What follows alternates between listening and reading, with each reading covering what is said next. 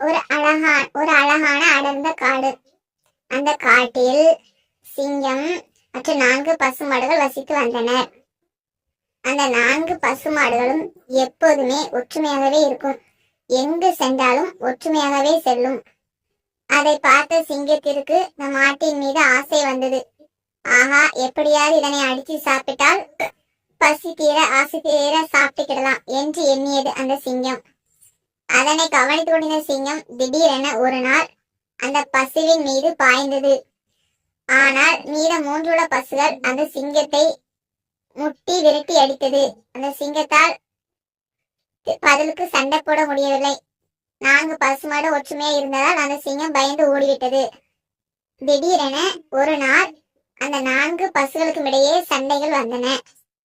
அந்த 4 பசுகளும் சண்டை போட்டதால் ஒவ்வொன்றும் ஒவ்வொரு இடத்திற்கு இறை தேட சென்றது. இதனை கவனித்துக் கொண்டே இருந்தது சிங்கம். ஒரு நாள் அந்த பசு இறை தேடும் போது ஒரு பசுவை அடித்து சாப்பிட ஆரம்பித்தது. மற்றொரு நாள் இன்னொரு பசுவை அடித்து சாப்பிட்டது. இப்படி ஒவ்வொரு நாளாக 4 பசுகளையும் அடித்து கொண்டு சாப்பிட்டு விட்டது. இந்த கதையிலிருந்து நமக்கு என்ன தெரியுதுன்னா, ஒற்றுமையா இருக்கதான் பலம்.